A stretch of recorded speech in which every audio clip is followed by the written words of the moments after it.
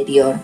Eduardo, yo quería pedirte en base a tu experiencia que compartas Eduardo con Lagos, nosotros ingeniero. esas maneras prácticas de acercarnos a la meditación. Es verdad, como en el ejercicio, por ejemplo, a medida que más tiempo podamos dedicar de manera constante, veremos mejores resultados. Pero hay que comenzar, y hay que comenzar por algo. ¿Cómo podemos integrarnos a la meditación? Sí, en alguna oportunidad conversamos, por ejemplo, de que debido digamos, al estrés al que está sometido las personas en la civilización occidental, en una ciudad como es, por ejemplo, Lima, generalmente a las personas les es muy difícil empezar a mantener un estado de quietud. Es por eso que a veces se recomienda como aparte de la inducción a la meditación, digamos, un proceso de relajamiento que puede ser ayudado de repente con música o inducido.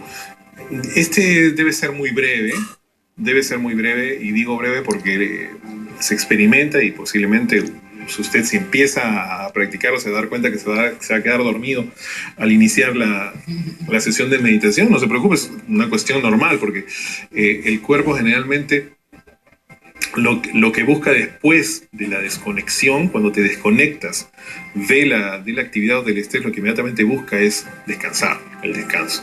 Entonces, obviamente, al primer estímulo que signifique quietud, el cuerpo va a empezar a dar señales de... El momento de dormir, el momento de dormir, exacto. En su secuencia habitual. Y que obviamente ese no es el objetivo final que persigue la meditación, pero es un proceso de relajación que a veces es necesario. Lo otro que es muy importante, creo, es que nosotros aprendamos a respirar correctamente. Este es parte de un ejercicio que le va a permitir no solamente a las personas a ser conscientes de la necesidad de este elemento vital que es el aire, y que proporciona también una fuerza interior en el momento de la meditación. Entonces, una de las primeras prácticas que se recomienda a empezar a la meditación es de que uno se vuelva consciente de la respiración, o sea, que empiece a focalizar su atención primero en la respiración, en cómo está respirando. Al menos en las primeras prácticas y durante unos 5 minutos, tómese usted el tiempo cerrando los ojos y empezando a focalizar su atención sobre la respiración, ¿no? Entonces, si usted centra la atención, obviamente van a venir muchos pensamientos a tratar de interrumpir el proceso, es normal. El cuerpo va a reaccionar, por ejemplo, por ahí con un lugar que de repente siente escozor, siente que le pica o siente distracción del cuerpo, porque el cuerpo no está obviamente acostumbrado a estar en quietud. Entonces va a buscar de alguna manera reaccionar y uno tiene que estar atento a estas manifestaciones del cuerpo, porque significa que el cuerpo es cuando más necesita empezar este proceso de relajación como inducción a la meditación. No se preocupe, continúe la práctica hacia el maestro.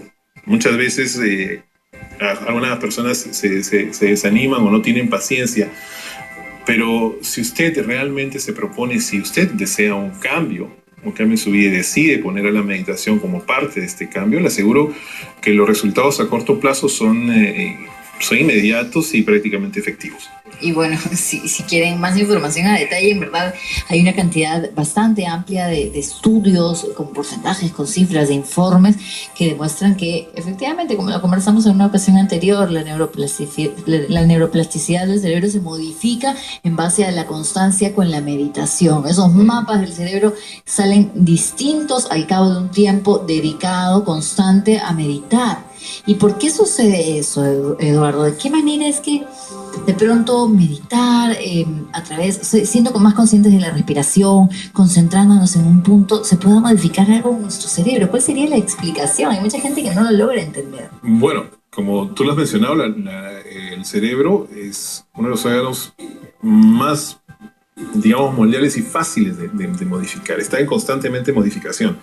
Está constantemente aprendiendo. Quiera usted o no lo quiera, su cerebro se está modificando. Se está modificando constantemente. En base a todos los estímulos que hay, ¿no? Exacto, porque inclusive, ¿no?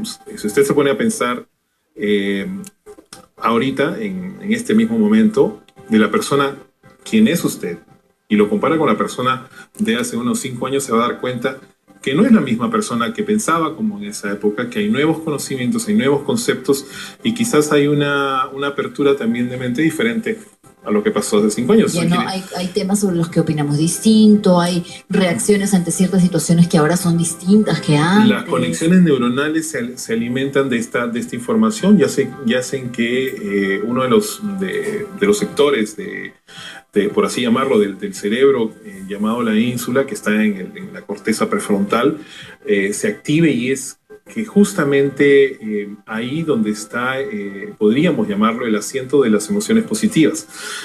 Estos estudios son realmente sorprendentes porque realmente, si usted se pone a pensar, nosotros como seres humanos, nuestra evolución, la evolución que tenemos como sociedad, no es producto de la competencia, es producto de la cooperación.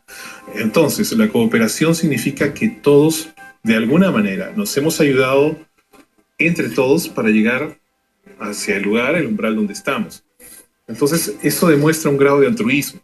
¿Y cómo se ha desarrollado ese grado de altruismo? A medida que hemos ido socializando y hemos visto que la importancia que tenemos como seres cooperativos, ¿no? Vamos a entender esto de una manera más interesante con el tema del altruismo y la cooperación.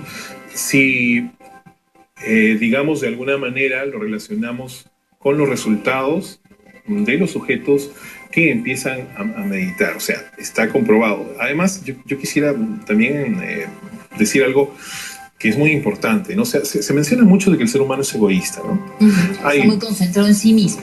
Hay un libro que es casi la Biblia de los científicos, que se habla de Richard Dawkins, que habla sobre el gen egoísta, donde dice que digamos, los seres humanos y nuestra estructura biológica solamente busca la autoperfección y es completamente egoísta sin importarle el resto. Pero esto no es tan cierto, porque no hay ni siquiera ni un solo estudio, o sea, experimental, llevado a cabo en un campo, un estudio de campo, que podríamos llamarlo, que demuestre que el ser humano es egoísta. Al contrario, o sea, nuestras virtudes están envueltas en la cooperación, en el altruismo y la compasión, y de esa manera es como nos hemos desarrollado y estamos... Así hemos avanzado, hemos salido adelante de civilizaciones y pueblos que han tenido que funcionar como equipo, precisamente, y ahí se denotan esos valores. Ahora, sí es verdad que efectivamente la vida diaria, la tecnología, las responsabilidades, toda esa información nos lleva a pensar no sé, tengo que alimentar a mi familia, y tengo que pagar mis cuentas, y tengo que. Hay un punto en el que es razonable, pero también tenemos que, y eso la meditación nos lo permite, ser capaces de ver el todo, desde un poquito más arriba, desde un poquito afuera, para también ponerse en el lugar del otro. Exacto, la empatía es muy interesante. Te comento un estudio realizado en Princeton, justamente con seminaristas religiosos, estudiantes.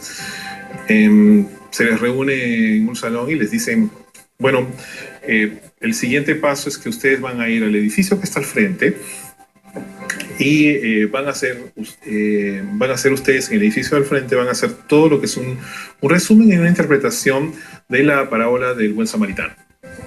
Entonces, tienen ustedes 20 minutos para ir hacia el edificio del frente y hacer lo que le estamos pidiendo. Entonces, más o menos eran como 40 estudiantes religiosos y se les coloca en medio del camino a una persona con aparentemente estado que se siente mal, ¿no?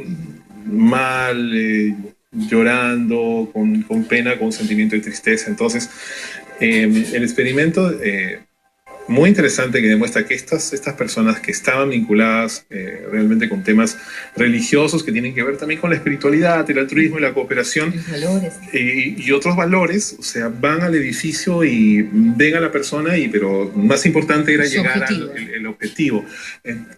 Pero muchos de ellos se detenían a observar y dudaban, pero sabían que eso era vital para el avance de su clase. Era una cuestión personal. No lo traduzco como un egoísmo, sino como una distracción.